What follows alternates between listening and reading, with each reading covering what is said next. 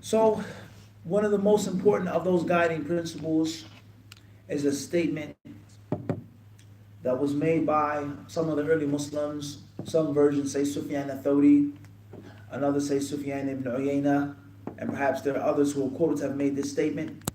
It says, "Ma ubid Allahu bimithli al-fiqh." Ma ubid Allahu bimithli al-fiqh is that there isn't an act of worship, an act of ibadah, which is pure, which is better, which is more fond and more pleasing than knowledge of the deen, a fiqh of the deen. Al-ilm al-shar'i. Ma ubid Allah bimithli al-fiqh. And as Imam Ahmad rahimahullah ta'ala is quoted to have said, he says, Al-ilmu la ya'diluha shay'un idha sahat al-niyya. If you have the proper intention, if you're seeking knowledge for the right reason, then it is immeasurable. There's nothing that can come close to it. The virtue of having knowledge of the deen, practicing that knowledge, implementing that knowledge, calling others to that knowledge, being patient upon the harms and doing the first three levels, and not just doing it for one day or for 2 days or for 10 days, but doing it constantly over and over, day in, day out, with the people, the times, the seasons, and the atmosphere changing around you, but you remain consistent. Upon those three levels, and of course that fourth and final level of fighting, and that is fighting yourself to learn, fighting yourself to implement, fighting yourself to call others, and fighting yourself not to quit, not to give up, and not to complain about the things that take place when you do those three things. So the whole concept of the way of Ahlul Hadith, the guiding principle, the constitution of their madhab, is ilm shari, is knowledge of the deen. Knowledge of the deen. And when it comes to the month of Ramadan, perhaps you may read some athar which could be vague. You may read some athar, statements of some of the ai some of the imams, which may even be apparently misleading. And that is that when the month of Ramadan comes, there should be no knowledge. And there should be no ilm. Put down the books, stop the classes, only worship Allah, read the Quran, make tarawih, make i'tikaf, give sadaqah, and that's it. There are many athar that you can read like this. When Ramadan came, we would leave off hadith. When Ramadan came, we would stop studying. When Ramadan came, Imam Fulan will stop his halaqah, so on and so forth. So what is our position with regards to this? Here is an athar, and there is an athar. Here is a proof of the way of Ashab al-Hadith, and here is a proof of their way, seemingly. So many people, they think and they feel that when it comes to Ramadan, that Ramadan is separated and isolated and alienated from ilm. And I feel that that's wrong, based off of the athar that we've quoted. مَا عُبِدَ اللَّهُ بِمِثْلِ الْفِقْهِ. The greatest act of ibadah is fiqh. And as it states in some narrations which are not authentic, some of those narrations are مرفوعة غير صحيحة. إن العالم الواحد أشد على الشيطان من ألف عابد. He says one learned man is more of a nightmare to shaitan than 1,000 monks. 1,000 worshippers don't cause the shaitan as much grief as one alim, one person who has ilm and fiqh. Now those aren't the words of the Prophet ﷺ. Even though there are hadiths that state that, but they're not authentic. They're not authentic. But there lies no doubt about the meaning of that, the validity of that meaning. As the Messenger of Allah ﷺ has informed us about a man who killed 99 men. And many people, they quote the hadith incorrectly, mistakenly. They say the hadith of the man who killed 99 men. But in actuality, it's the hadith about the man who killed 100 men. That would be the proper title of the hadith. The man who killed 100 men. Because him killing 99 men was the words of the Messenger of Allah ﷺ in the beginning of the narration. From among those who came before you was a man who killed 99 men. And then he went to ask about Tawbah. He wanted to make repentance. He felt bad. He had remorse. He had regret about his crimes, his horrendous crimes, his heinous acts of atrocity, killing all of those people. And he went to ask, and he went to seek a fatwa.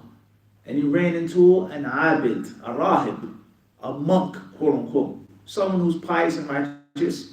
someone who has a close relationship with Allah, but they're not the sharpest tool in the box, the sharpest tool in the shed. They're not that smart. They're not that intellectual. They don't have that much ilm.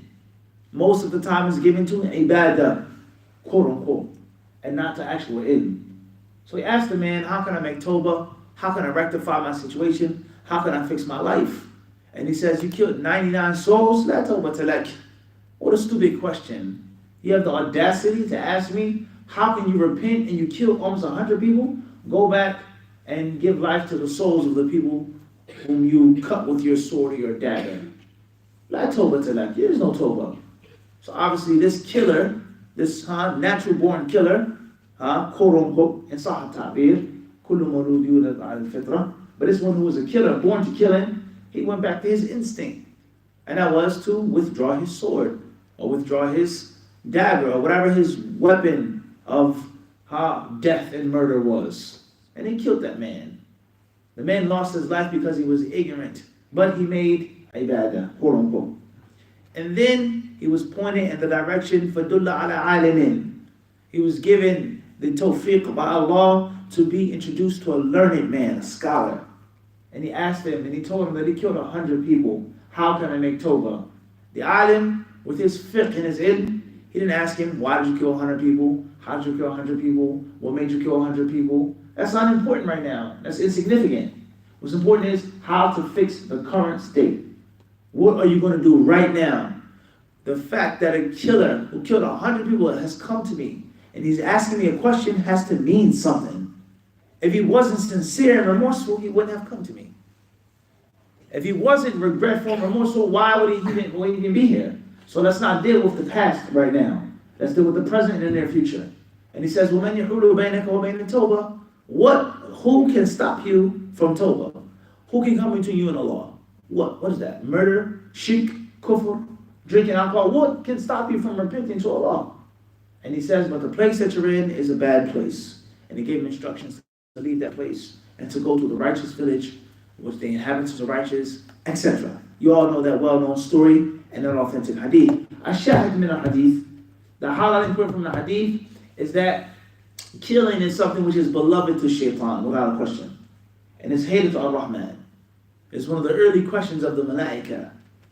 وَإِذْ قَالَ رَبُّكَ لِلْمَلَائِكَةِ And when your Lord said to the angels, إِنِّي جَاعِلٌ فِي الْأَرْضِ خَلِيفَةً I will place a successor in the land. قَالُوا أَتَجْعَلُ فِيهَا مَنْ يُفْسِدُ فِيهَا وَيَسْفِكُ الدِّمَاءِ Will you place someone, oh Allah, who will make great trouble, great corruption, yufsid, وَيَسْفِكُ and he will spill blood. And obviously spilling blood is a part of fasad. And fasad is included in spilling blood. We have the concept of atf, al-khas, al-am, atf al-am, and al-khas. Everyone understand this? The balagha of the Quran. Making ifsad, a part of that is killing. And killing is a part of making ifsad. But because killing is so bad, murder is so bad, it was given a specific place of mention. خُصَّ بِالذِّكْر مع أنه يدخل إيش في الإفساد. So the angels, they innately ask this question: will you place upon earth killers? Will you place upon earth a killer? وَنَحْنُ نُسَبِّحُ بِحَمْدِكَ وَنُقَدِّسُ لَكَ And we are peaceful. We worship you. We mention your praise. We declare your greatness and your perfection. We don't kill people and murder people and spill blood. This is what the angels asked. So the concept is that killing is beloved to the shaitan. Murdering someone, taking someone's life unjustly, it's something that the shaitan is fond of. And saving people and being just and righteous is something which is beloved to Allah. So the shaitan wanted the man to keep killing and keep murdering. And Allah Azza wa Jalla didn't want that. يعني من حيث الشرع أما من حيث الإرادة الكونية, it's a different story. So the shaitan wanted him to keep doing that. What was the cause of him to stop murdering the people except for ilm shar'i? That was it. That's the only thing that saved another person's life from being taken unjustly, was knowledge. So the concept of one scholar is harder upon shaitan than 1,000 worshippers. No doubt, that's valid. That's a valid meaning. And that's also proving the validity of the statement, مَا أُرِدَ اللَّهُ بِمِثْلِ الْفِقْهِ Nothing can be made as worship to Allah greater than fiqh. So this is the guiding principle of the way of Ahlul Hadith and Ashabul Hadith, Ja'ana Allah Ta'ala wa yakum minhum. So therefore, that does not mean that when we talk about Ramadan and maximizing your Ramadan and spirituality and fasting, is that that we're away from knowledge for 30 days straight. And it's also one of the proofs of those ulama who hold the view that a mincing woman is allowed to recite the Quran during her menstruation. And a mincing woman is allowed to touch the Mus'haf Sharif, the Quran, when she's menstruating. From their proofs and evidences and their arguments that they make is that it means that we're stripping a woman from spirituality, connection to Allah, reading the words of Allah for 7 to 8 days every single month. How many days does that add up in 3 months, 6 months, a year? And what is the similitude of the believer who mentions Allah and the one who does not mention Allah, except for the living and the dead? Except for what Ibn al-Qayyim rahimahullah says, he says, as-samaka is like a fish taken out of the water, placed into the frying pan. How can you sit down and feel comfortable and at ease and Allah's name is not mentioned at all? You have a whole entire conversation and Allah's name isn't mentioned once. Nothing of Allah's dhikr is mentioned once. How is that possible for a believer? Let alone 7 days to go by and she has nothing from the Quran. The Messenger of Allah ﷺ tells us that the shaitan runs and flees from the house in which Surah Al-Baqarah is recited. So for 7 days, 8 days, she cannot recite the Quran at all. What will happen? What shaitan will come and enter her home? And the list goes on. Al-Muhim, I'm not here to argue on this mas'ala fiqhiyah. We're not here to discuss the issue of fiqh, but I'm trying to make a point. I'm trying to make a point here with regards to being far from knowledge, being away from knowledge, ibadah, the connection between the two. And 30 days going by, and I read this athar of Imam Malik, of this person, in which when the month of Ramadan came, tarakna al-ilm, we abandoned knowledge. That's not the correct understanding of those athar. That's not the correct understanding of those athar. Number two, if that was what they meant and what they intended, these were people who studied day and night for the other 11 months. Can we say the same? Can we say the same? Are we that hungry? Is our obtainment of ilm so severe that we take an entire month off like they supposedly did? Everyone understand the point I'm trying to get to? Like they supposedly did, in which they left off knowledge for the entire month of Ramadan, which we've said that is not laysa al-maqsood as-sahih. It's not the proper understanding of that. And if it was, there were people who sought knowledge vigorously for 11 months. So for argument's sake, they left off knowledge in totality for 1 month. Can we what? Say the same. Do we seek knowledge that much in which we can say we can avoid it for an entire month? Last but not least, what ibadah is there without knowledge? What ibadah is there without knowledge? What fasting is there without knowledge? What tarawih is there without knowledge? What feeding and fidya is there without knowledge? What i'tikaf is there without knowledge? So that's not what's meant by that statement.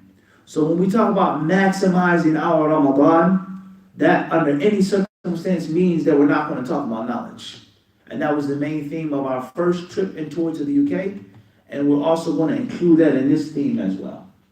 Even though the lectures are about Ramadan and about fasting, but we're also going to pump and propagate and call to what? Knowledge. And that's because that is one of the most important guiding principles of the way of the disciple. One of the most important guiding principles of the way of the disciple is al-ilm shari and tafaqquh fi din and al-ilm al-nafi'. And that is the lifeblood of the heart of this call. That's the fuel in the engine of this what? Of this car. That's the alternator. That's the thing which allows the engine to what? Cut on and to run. It's not the battery, he said. It's not the what? It's not the battery. Your ignorance makes you think that it's the battery which doesn't allow the car to start up after it's charged. But in actuality, it's the what? It's the alternator. So that's the ruh, the mukh, the marrow of the bone is knowledge. And there's no spirituality without technicality.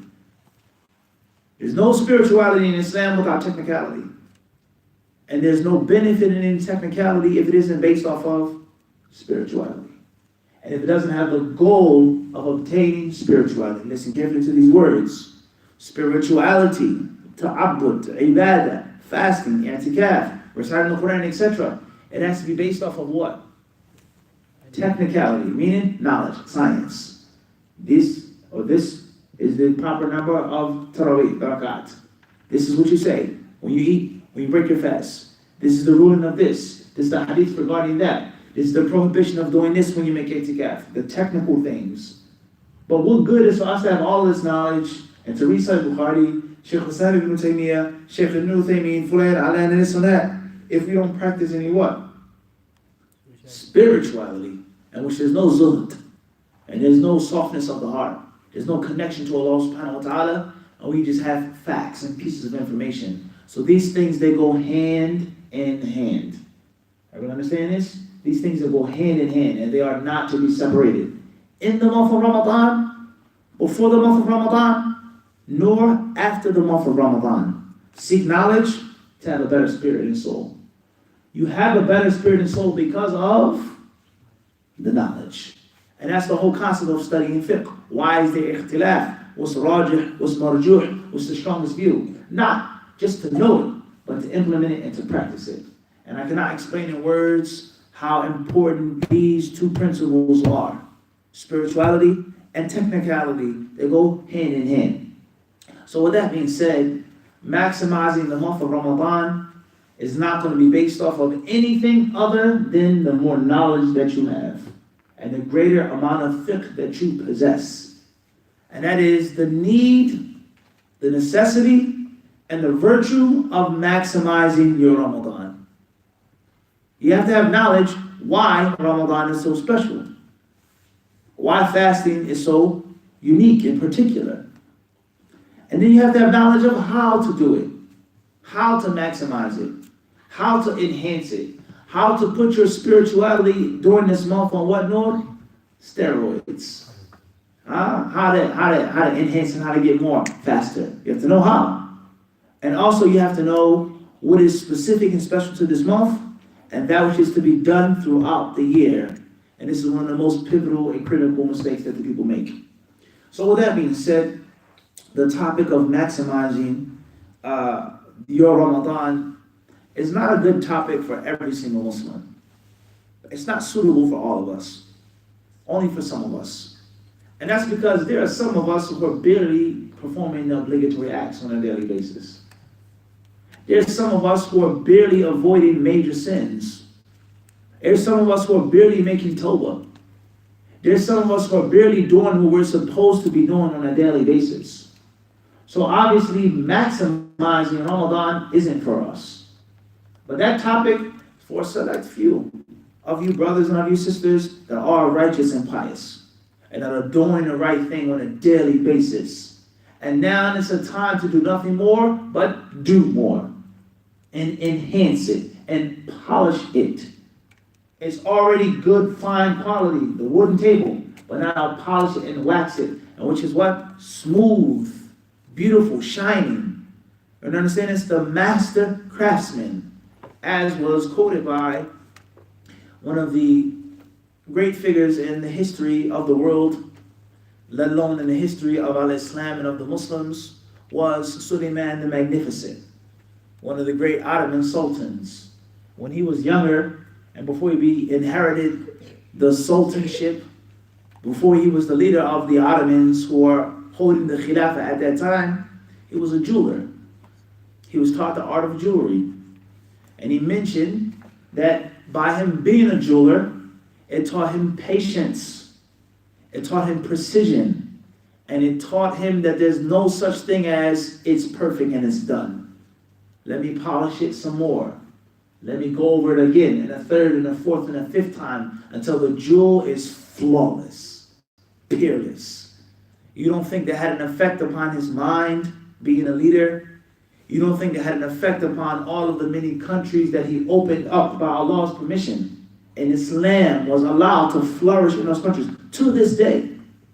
Say what you want to say about the Ottomans and about the Turks and the Turkish. To this day, there are many countries that are indebted to them for their Islam by the permission of Allah. And if it wasn't for them, there would be no Islam in those countries. They would still be Orthodox Christians or pagans or whatever they are. So he had the concept of a jewel, a ring. To the naked eye, it looks good. It's done. But to the master craftsman, he needs another month to work on it. It looks done. It's shiny. I still need 30 more days to finish perfecting it until it is flawless. So that's not for everyone. Everyone can't afford that kind of jewelry. Everyone doesn't have the sabr for that. So maximizing your Ramadan is only a topic for people that are already on a heightened level of ibadah. Now it's time to do what? Do even more. It's time to do even more now. But it doesn't mean that the people such as myself and others who are lacking and slacked and behind, it doesn't mean that they can't benefit from the topic. And that's because if you see someone who's on a high level, bi'idhnillahi ta'ala, that high level of intensity, that energy, it will become infectious. It's an infection where you feel the fever of Ramadan. So therefore, I'm not doing that well. So at least I can start doing better. I can be on a basic level. I can go from bad to good. And inshallah ta'ala, maybe next Ramadan, or 2 Ramadans later, or 3, or however long it takes me, I can go to being great.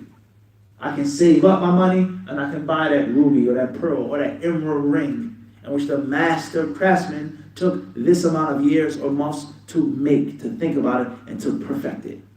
So maximizing the month of Ramadan is a topic initially geared towards someone who's righteous and pious, someone who makes all 5 salat on time, someone who is paying their zakah, someone who fasts on Monday and Thursday, someone who fasts 3 days out of every month at least, someone who's visiting the sick, going and being kind to the orphan, rubbing the heads of the poor children who have no fathers or mothers, someone who gives money to widowed women, someone who follows the funeral procession, someone who goes to the hospital and visits the sick, whether he knows them or whether he knows them not. When's the last time you've been to the hospital and you visited someone that you didn't know? If I asked you guys right now. Have you even been to the hospital before for someone that you didn't know? Think about that question now. Every single time I go to the hospital, it's only because of a family member or a friend. That's it. When's the last time I just went to the hospital to look at the sick people?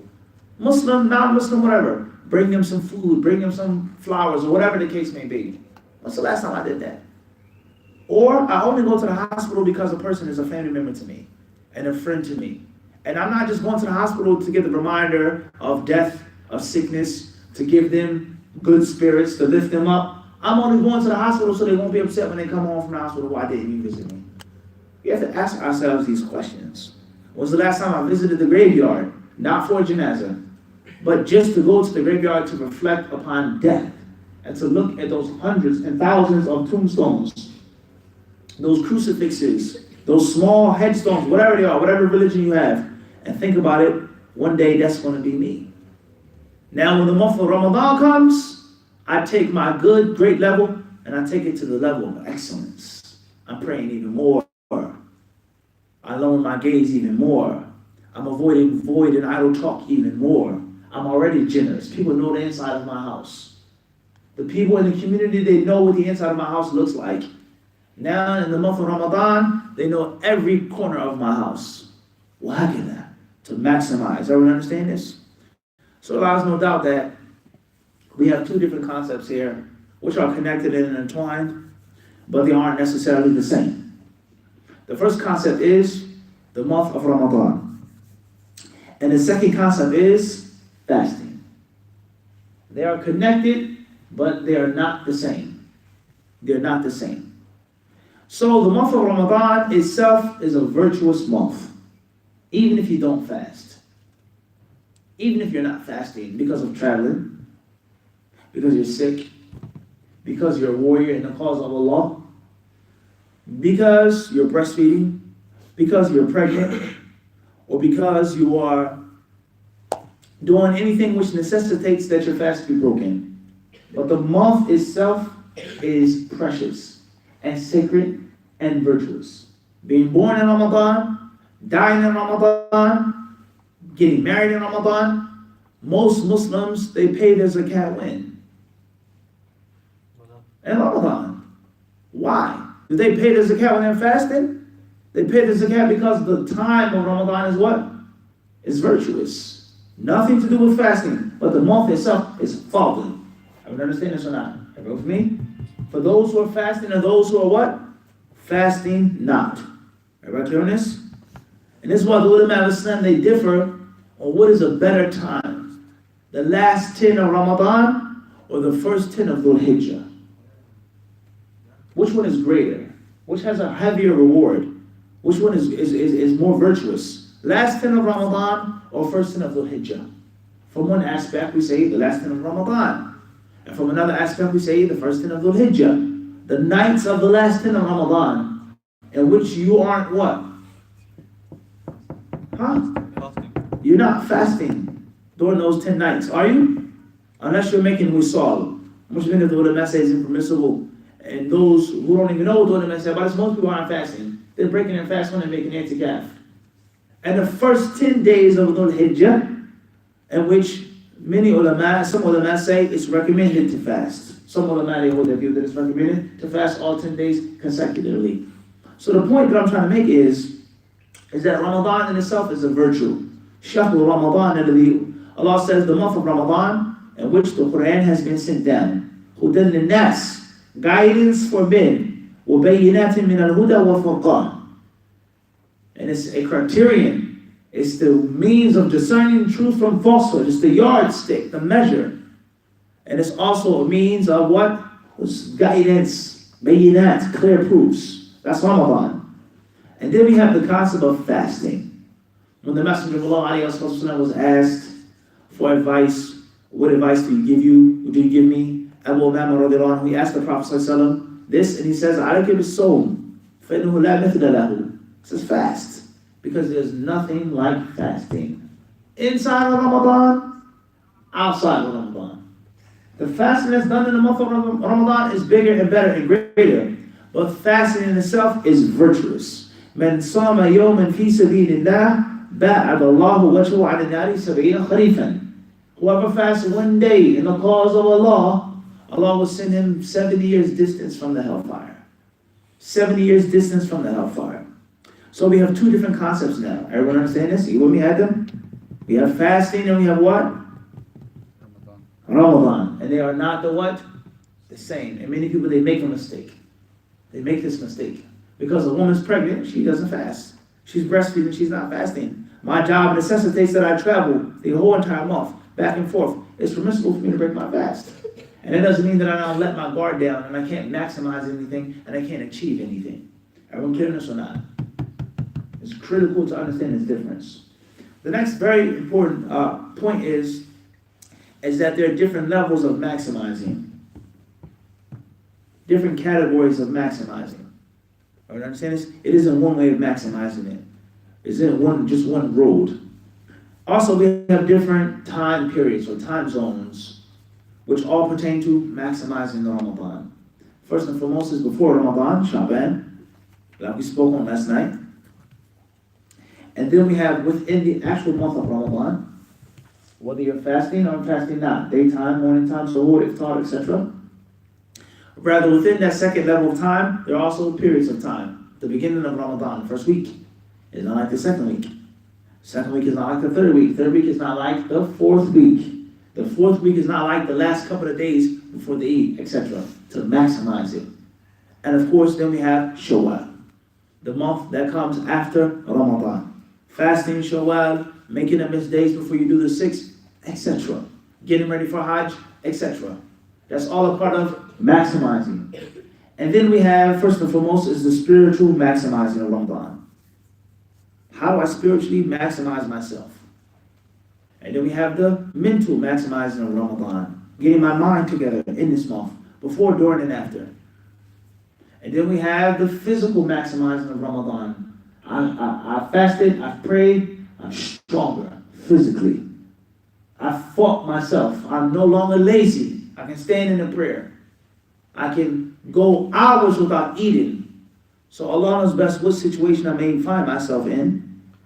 Me eating or not eating is no problem. The next man is hungry, he's complaining, he's disgruntled, he's grumpy, he's upset. Me, sabir, muhtasib. I'm patient and I'm at peace with myself because I know what it's like not to have food for 10 hours straight.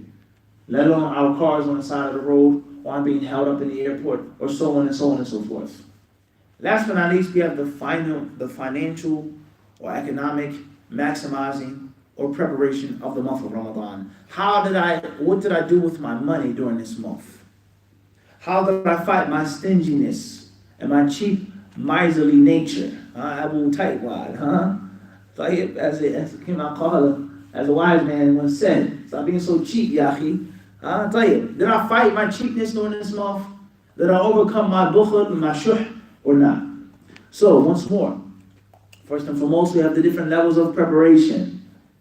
And as we mentioned last night, we have the pre-game preparation, and we also have the post-game breakdown and the analysis, what we did, how we played, how we performed. The first thing that the coach says when he's interviewed after the game, he says, I have to review the tape and see what my players did. Even though he knows what his players did. He knows that they lost. He knows that they missed some shots. They dropped some balls. They threw some interceptions. He knows this. There were turnovers. There were errors made. But he says, I have to look at the tape and, we'll figure out what we did wrong and we'll go back to the next season or the next game. He knows the durura of tahleel, of analyzing what has already taken place. And that's after he's already prepared, let alone actually executed during the game. We said this what? Last night. So before Ramadan, during Ramadan, and what? After the month of Ramadan. And then we have different aspects of maximizing. First and foremost is that of the spirit or the soul. And then we have that of the mind. And then we have that of the body. And then we have that of the pocket. How to get the most out of Ramadan with regards to your money. With regards to your money. So to keep things brief, first and foremost, when we talk about the spirit or the soul of the nafs, maximizing it, then oftentimes people, they make another mistake. And that is separating the soul from the body and the mind. They separate it. They separate it. Or, let's talk about the worldly things. One of the things that we always talk about, HadithDisciple, is martial arts. And many people, they become over-romanticized, and they become extremely dreamy about martial arts. And they're talking about the mind, and the spirit, and the soul, and philosophy, and peace, and self-defense, and so on and so on and so forth. It sounds good, it looks good. But oftentimes it's disrespect to the actual art. And that's because what good is the soul without the physical body? What good is it? What can you do with your soul if your body is extremely wounded and injured? What can you do if your body is totally removed? Let alone the fact that just as it's a benefit for the soul, it's also a benefit for the body. And who said that it was meant to be separated? Who said that? Who said that this is the spiritual training, the physical training, and the chemical training? Why is it not all one? Everyone understand this?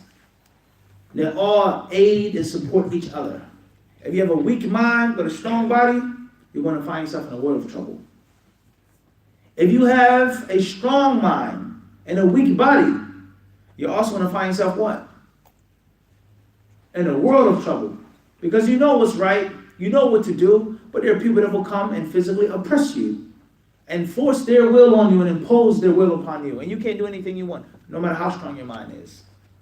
And if you have a strong body and you have a strong mind, but you have a weak soul or a poor soul, you will also find yourself in the greatest world of trouble. And that is the example of non-Muslims who are thorough. Non-Muslims who are good people. Non-Muslims who contribute a lot to people and to the world, and they do things. And they're not lazy, they're driven, they're motivated. They do good, there's no doubt about that. We're in debt to them with regards to the worldly things. But their soul is totally void of good. They don't believe in Allah subhanahu wa ta'ala at all. Some of the greatest scientists, greatest engineers, men who discovered this and that, oftentimes the most horrid atheists. The most horrid atheists, the worst of them. Ashadul malahida. You find this. So all of these things go hand in hand. Are you understanding this? And the same applies to the last element, which is the element of money. What can you do in Ramadan if you don't have money? How many people can you feed if you have no money? How much work can you take off if you have no money? You're behind in your bills. What umrah can you go make and perform if you have no money? Will they give you a free ticket? No. Free visa? Free hotel? Of course not. You need money. So all of these things, they go what? Hand in hand. That's first and foremost. Another very important concept or aspect with regards to maximizing your Ramadan is to take things slowly. Take things slow. Slow down. Try your best to do two habits. Two habits. Number one is to get rid of a really bad habit. And number two, try your best to create a really good habit. Make something that's habitual and leave off something which is habitual. 2 habits, bad habits, 3 bad habits, 4 bad habits. That's my resolution this Ramadan. It may work. Allah may bless you. It may become easy, but oftentimes it just doesn't work like that as human beings. And oftentimes when you plan on getting 2 at 1, you end up with none. Oftentimes in life. So let's make an example of this. May Allah protect us from all of this. I have bad habit of, or bad practice of smoking cigarettes and drinking alcohol. Inshallah ta'ala, it's my goal during this month. Of course, I'm going to stop drinking and smoking during Ramadan, inshallah. But it's my goal to shake the habit and the addiction for Shawwal. So, it's possible for me to leave off both of them. And that is what is obligatory upon me. Al-Azm is from the conditions of Tawbah. You have to have firm resolution to avoid the sin in the future. Al-Azm. However, I'm going to sincerely pinpoint and spearhead all of my efforts on stop drinking. Stop drinking. And bid'nai ta'ala, perhaps I'll stop smoking as well. But right now I'm only going to focus on my drinking habit. And then inshallah ta'ala, for argument's sake, next Ramadan, I'm going to pinpoint my smoking habit. I'm not saying it's permissible to smoke. I'm not saying it's okay to give yourself the permission to smoke. But I'm trying to make a point. Oftentimes, if you make too much focus on getting rid of 1,000 bad habits all at once, your body, your mind, it can't take it. And you will leave Ramadan, and you'll continue to smoke, and you'll continue to drink. Everyone understand this? But if you focus all of your energy on leaving off one of the bad habits, it's a big possibility that you have leftover spiritual energy to stop smoking as well. And not the opposite. Not the opposite. Everyone understand this? So the point I'm trying to make is, try to make it your Ramadan resolution to drop at least one major bad habit that you have. It could be anything, cursing, whatever your bad habit is. That's a sin, or something which isn't a sin. It could be halal, sleeping a lot, eating a lot. It doesn't have to be something which is haram. It doesn't have to be a major sin. Secondly, try your best to create one good habit, whether it's a religious practice or something from the world. A good habit. When I don't read a certain amount of Quran every day, something feels wrong. I feel lonely. I feel upset. I don't feel comfortable if I don't get my hizb in, or my ruba in, or my juz in, or my wird in. I don't feel right. And that's because I've trained myself for 30 days straight to read a specific amount of Quran at a specific time every single day. Nothing. And when things become like habits, even if you don't intend to do it, you'll find yourself doing it. And that's why the Messenger of Allah instructed the children to pray when they're young, even though they're not pubescent. They're not of age. They're not in puberty. They don't have to pray, but teach them and train them to pray. So when they become of age, it becomes what? An adam. It becomes a habit. And you don't have the ability to shake it unless you have the evil intention to shake it. Everyone understand this? So when it comes to the spiritual preparation, bi'idhnillahi subhanahu wa ta'ala, realize that the month of Ramadan is a month of Tawbah. It's a month of rain, torrential showers. Wash yourself from your sins during this month. Do not allow the month to come and about to go, and you did not make a sincere Tawbah to Allah subhanahu wa ta'ala. Even if you fear that you'll make the sin again, and you're addicted to it, or it's your weakness, it's your kryptonite, it's your Achilles heel, it's your main fitna. Even though you know it's going to be a difficulty, try your best to make a sincere tawbah during the month of Ramadan, which is obligatory, it's not an option. Also, try to read and try to study and focus on those things that deal with tazkiyatun nafs, the purification of the soul. The purification of the soul, which is obviously based off of knowledge. As far as the mental maximizing of the month of Ramadan, then one of the greatest things that you can get and do and manifest this is self-control. I'm in control of my nafs. I control my body. I run it, not the opposite, like most other people. Self-control. Character being built and forged through the pains of hunger and thirst, through lack of sleep. As far as the physical maximizing of the month of Ramadan, is shaking off laziness, avoiding lethargy, which is one of the worst killers for the student of knowledge. And I'm speaking from experience, unfortunately, being lazy and being lethargic and not pushing yourself. Now, when we were in the UK, we're in the UK now, we were in California, we went to the debate. Our brother Muhammad Hijab, may Allah bless him, he debated that lost, misguided individual, Edward Tabash, and the debate was about, does God exist? So we watched the debate, we went there to support the debate. It wasn't my debate, I didn't have no classes that day, we went there to support him, and to support Islam and the Muslims. Regardless of was the debate the best idea to have in front of the general people or not, I know him, it was what it was. And we also went there to benefit and to learn from our brother Muhammad Hijab. I have no problem saying that. I went there to benefit and to learn. And I also went there to meet him and brother Ali Dawa. Okay? They came to the United States, they had a debate there. Allah, alhamdulillah, gave them that great victory over that foul, evil wretch, David Wood, and his misguidance and his disrespect to Islam and to the Prophet. Alhamdulillah, Allah gave brother Muhammad Hijab a great victory over him. He broke his back and his neck. And all of the Muslims were happy, as they should be. They should be happy. If you're not happy in that victory, something may be wrong with your iman. Someone who spews venom on Islam and the Muslims and the Prophet and the Quran, and he's openly, publicly embarrassed and humiliated, and you feel no joy in your heart whatsoever, and you're making an excuse, oh, he's this, he's that, he shouldn't have said this, who is he, kidda? Allah out of the state of your iman. You can call it whatever you want. Allah knows best the state of your heart. If you have no pride in the victory being sent to the Muslims. So at the end of the day, we went there for several purposes for the debate, right? Several purposes. So obviously during the debate, there were things that happened, things that took place. Everyone has their opinion. What you should have said, what you should have done, blah, blah, blah, blah, blah, so on and so on and so forth. So after the debate, we met, we talked, alhamdulillah. I thanked him. I said, Jazakallah khairan. You did a good job. Does that mean you did everything perfectly? Does that mean I agree with everything? No.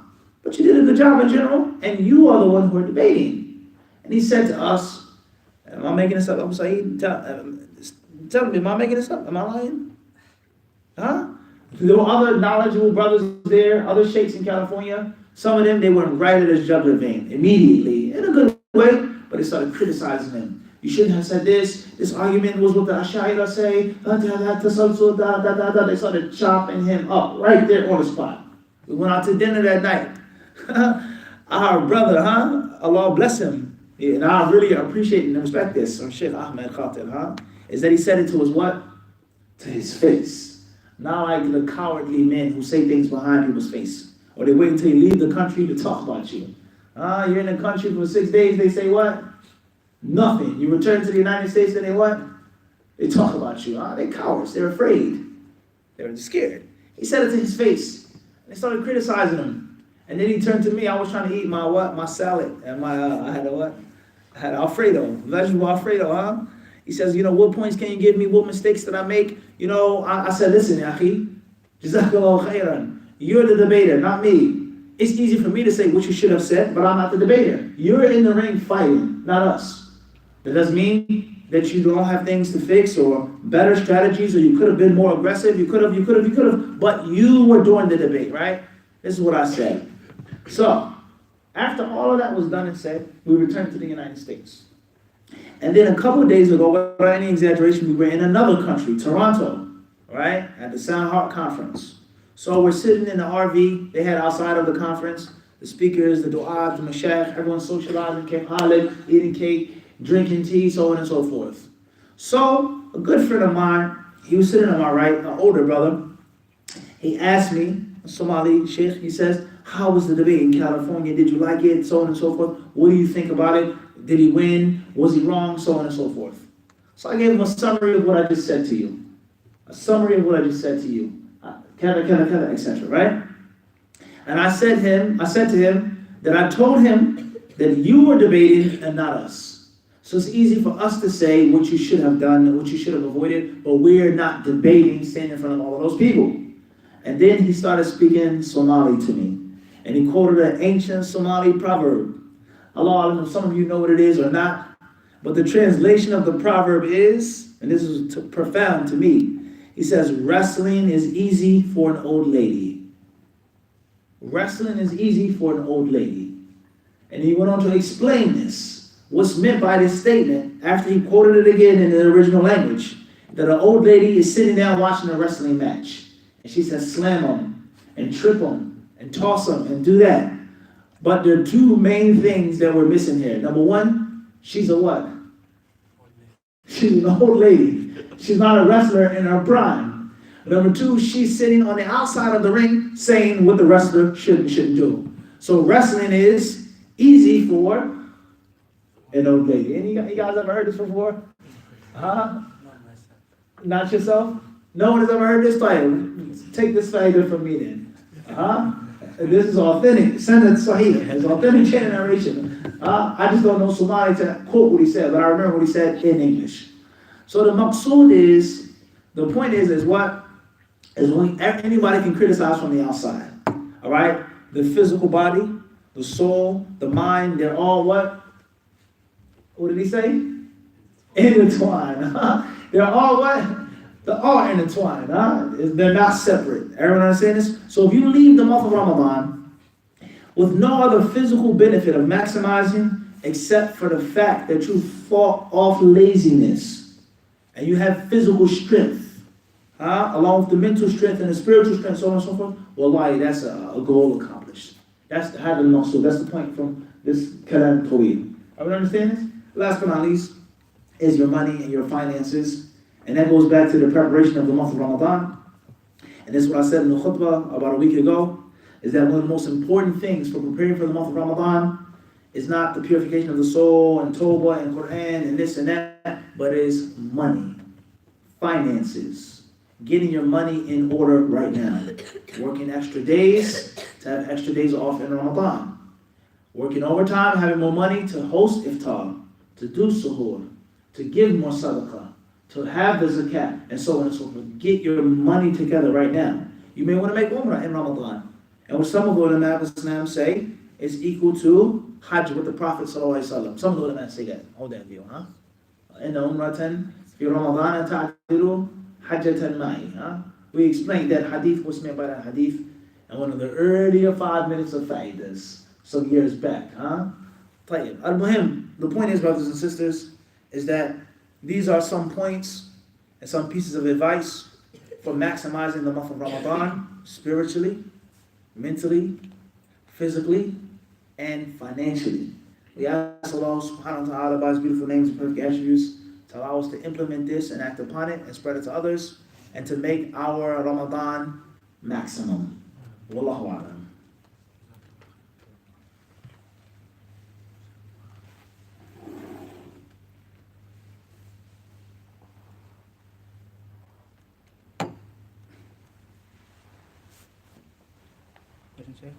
Fadal. How much time do you have for the questions? About 10 minutes. Fadal.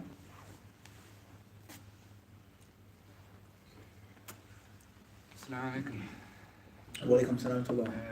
You look very familiar. I did? Yeah. That's me, Abu Saeed? You have a brother? No, yeah, older طيب. You know what I'm talking about, Saeed? Yeah. It looks like I'm running. Same mannerisms too. La, huna. Think deeply.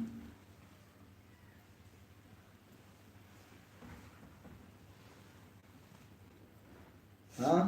The sweet brother. Yeah, no, he does. MashaAllah. طيب, فضل يا أخي. I don't want to paraphrase the hadith, but I wanted to ask about the authenticity of the hadith regarding in terms of the greatness of Ramadan. An individual that dies in the month of Ramadan will be hated towards Jannah before someone that died in the previous year outside of the month of Ramadan. At the end of the day, month of Ramadan is virtuous month, as we've established. And there's no difference of opinion regarding that. Does that mean if you die in the month of Ramadan, you will automatically go to paradise? Or you'll be put in front of someone else who died previously outside of Ramadan? It's clearly an issue of what? Consideration, something to ponder over. Is there a rush, or not a rush, is there a traffic jam at the doors of Jannah? Huh? Is it something which you do have to fight to get into? It's a realistic question. Is there an overcrowded space in paradise? Everyone understand this? Al-Muhim, at the end of the day, there are many authentic hadith about the month of Ramadan and its virtue, which تُغْنِكَ عَمَّا سِوَاهَا, which are more than enough from narrations which are at best weak and at worst fabricated and or at least doubtful. There are too many authentic hadith regarding the virtues of Ramadan in the Sahihain, in the Masanid, in the Sunan, which are well known, thabita, mashhura, which is more than enough to keep you busy and to keep you driven than the hadith which some of the ulama differ over, and some of them are clearly weak, and some of them which clearly have nakala, problematic meanings which don't consistently go with the other texts. Al-Muhim, the month of Ramadan is a virtuous time, bi-idhnillahi subhanahu wa ta'ala, for birth and for death, inshaAllah. And the Prophet ﷺ clearly says, إِذَا جَاءَ Ramadan, when the month of Ramadan comes, the doors of paradise are opened up. Now that does not mean that a person automatically goes to paradise, whether the hadith is authentic or not. And that's because there's life in the grave and there's resurrection. You understand this? Wallahu a'lam. Fadal. Assalamu alaikum, Shaykh. Alaikum salam. For the talk. I just wanted to ask, a few of us here are university students and we have exams throughout the month of Ramadan and even just after. So what advice would you give to us just to make use of our A university student who has exams, prioritize.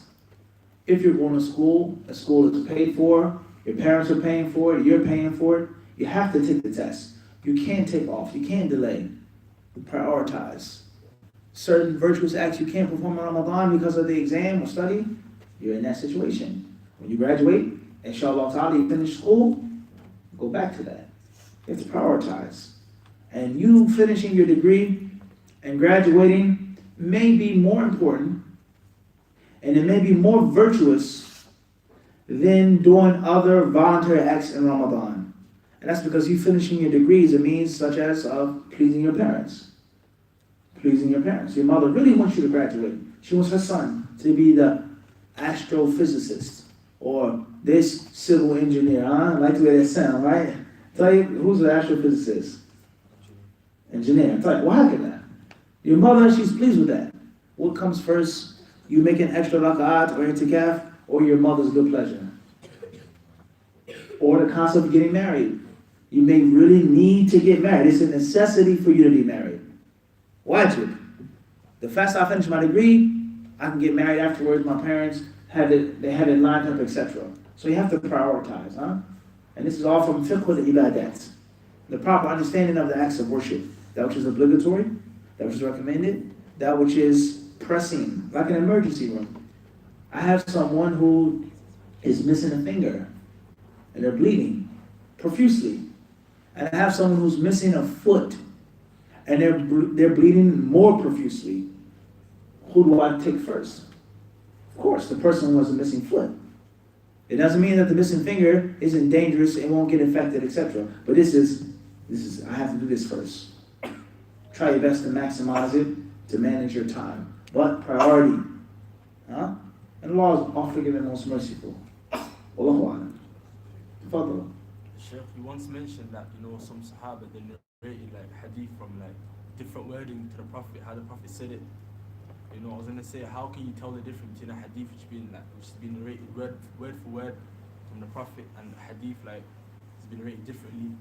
And in light of that, how can you understand the preservation of the wording of the hadith? Questions regarding paraphrasing the hadith. For the Sahaba. Clear, crystal clear. Paraphrasing the hadith and it being narrated, and it's not specific to the Sahaba. The hadith can be narrated from the Sahaba word by word, and it can be quoted without its exact meaning later on. It's not specific to just the companions. That's why I said paraphrasing in general, Sahaba or not. Someone narrating a hadith and it isn't word for word. How do we know when a hadith has been passed down like this? What is the original meaning, if there is an original wording, not meaning? And how does it pertain to the preservation of the hadith, so on and so on and so on and so forth. Very important question, a very good question. And inshallah ta'ala, the answer is simple and easy for the one Allah makes it simple and easy. The sunnah has been preserved and passed down in several different ways. Every act of the Prophet, or even statement of the Prophet, or teaching of the Prophet, or allowance of the Prophet, wasn't necessarily passed down in wording. There are many things that the companions did, they understood, they got from the Prophet directly, and they passed it down through their acts, through their teachings. And they didn't always quote the Prophet sallallahu alaihi wasallam. So certain things that they did, which is the preservation of the Sunnah. And certain things which they actually quoted, which is the preservation of the Sunnah. Whether it was the direct wording or whether it was paraphrased or whatever. That's first and foremost. Number two, and that's also, all of that is included in the meaning, وَيُعَلِّمُهُمُ الْكِتَابَ وَالْحِكْمَةِ. And Allah, He says that the Prophet ﷺ, he teaches them, يَتْلُو عَلَيْهِمْ آيَاتِهِ. He recites to them His ayat. وَيُزَكِّيهِمْ. He cleans them, purifies them, and He teaches them, i.e., التطبيق العملي, the physical application of the book and of the wisdom. Alright? That's first and foremost. And everything that you learn doesn't have to be verbal. Everything that you study and take from your teachers isn't always going to be verbal. And even if it is verbal, sometimes it's passed down physically. I may show you something that I learned from my teacher with words. Or something I learned from my teacher and he never said anything to me. You understand the difference? What's important is the teaching is what? Being passed down. That's all it is. And that's the whole concept of al-isnad. That's the whole concept of al-ijazah. That's the whole concept of the silsila, of the pedigree of scholarship in Islam. Now, the other day, I was on an airplane. I think I was coming back from Toronto. And I was reading, the book was one of the volumes of Ma'arifat al-Ilal wa Rijal, of Imam Ahmed.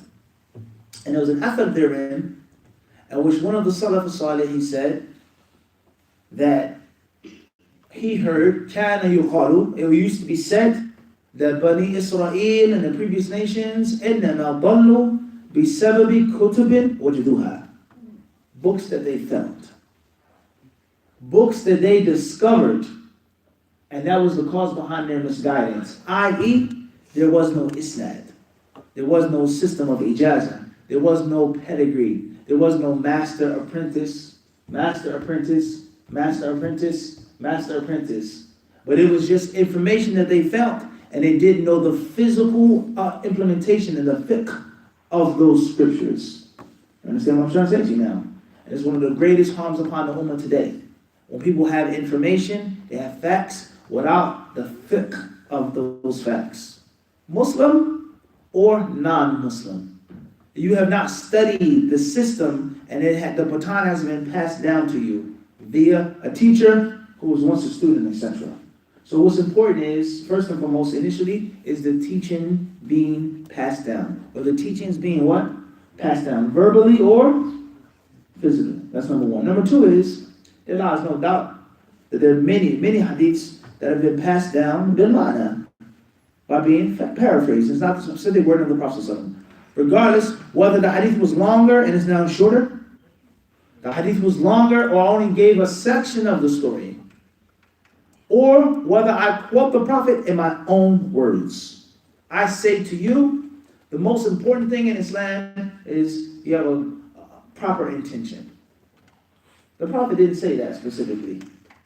Did the Prophet even say, إِنَّمَا الْأَعْمَالُ بِالنِّيَّاتِ?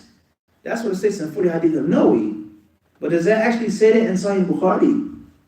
Is that worded in Sahih Muslim? Or understand this, whether it is, whether it isn't. The meaning is there. These are only based off of what? Intentions. So there are many hadiths that have been passed down and memorized like that. And there's some hadiths in which the specific prophetic wording is clearly mentioned. And the other versions, it shows rawahu bil ma'na. He only paraphrased it. Oh, ikhtasarahu. And that can only be discovered through reading the books of hadith, reading the takhrij of the hadith, and reading books like Fath al-Bari, in which he ya'tani bi jam' al-alfaz wa riwayat wa ziyadat, in which he mentions the version of Abu Dawood. He mentions the version of this hadith in Bukhari that's in Musnad Ahmad. He mentions the versions, the ikhtilafat of Shu'bah and Sufyan al-Thawri. So, as the A'imma of hadith would say, إِذَا أَرَدْتَ أَنْ يَصِحَّ لَكَ حَدِيثُكَ فَاضْرِبْ بَعْضَهُ بِبَعْضٍ.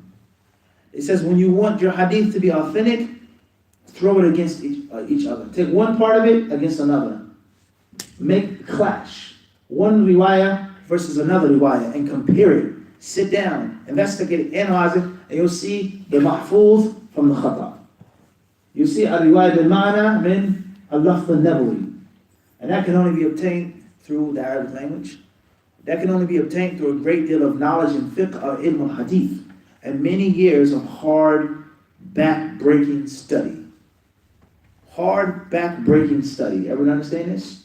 The first year of the master's program, we had a professor who was a senior professor, and he gave the students a lot of work. He gave them a lot of work, okay? We would say in America he was a slave driver. He gave them a lot of work. He gave the students a lot of work. It was hard on them. So some of the students began to complain.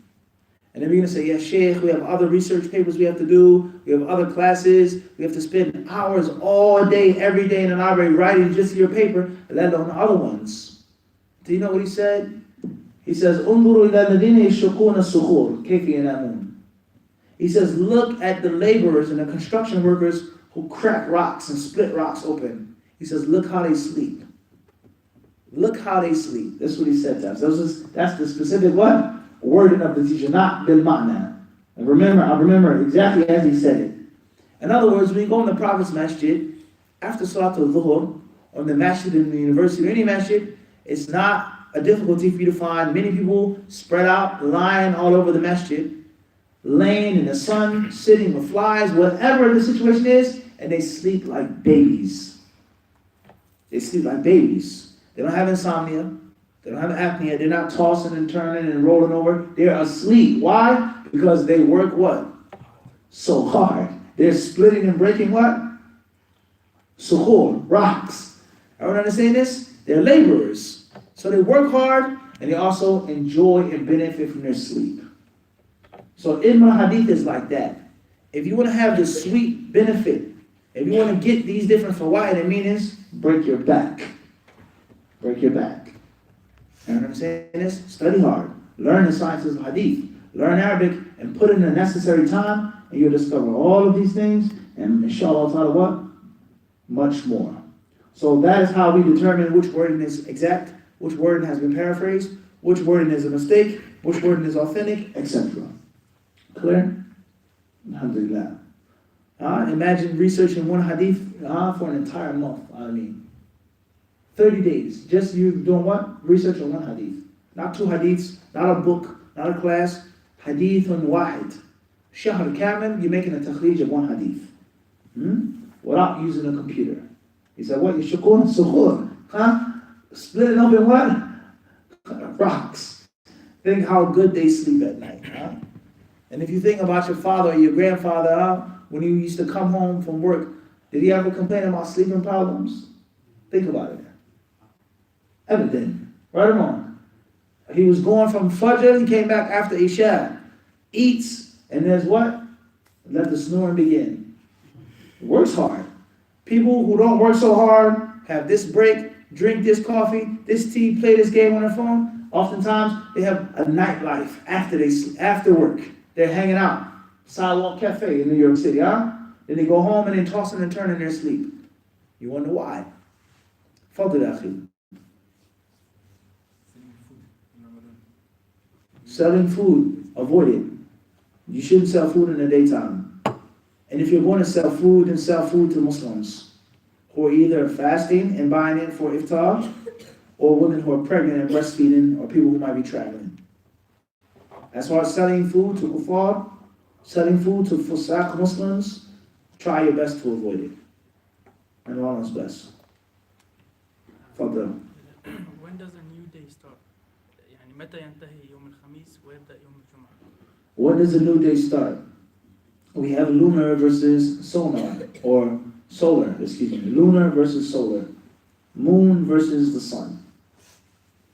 When you read the history of humanity, you'll find the people differ a great much over calculation. Keeping time, calculating time. Is it by the sun or is it by the moon?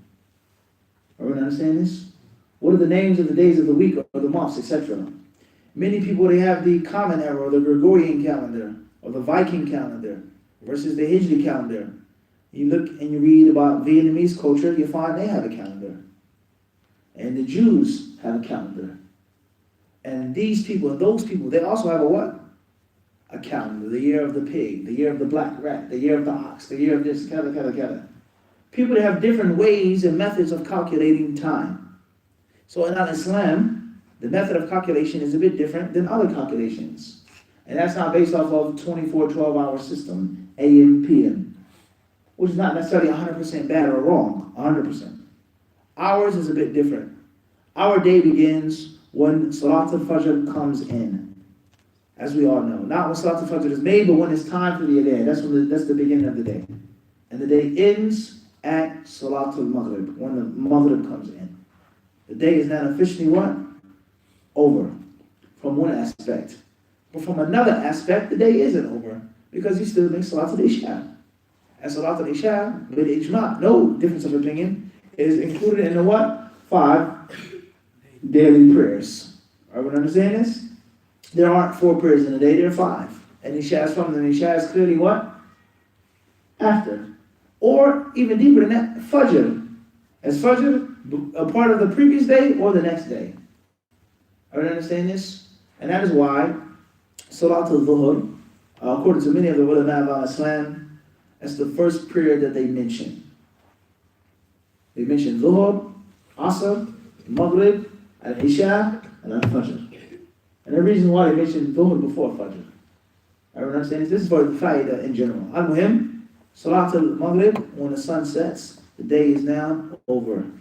And it is now the eve of the next day. Wallahu a'lam. يكفي. الحمد لله. جزاكم الله خيرا. السلام عليكم ورحمة الله وبركاته.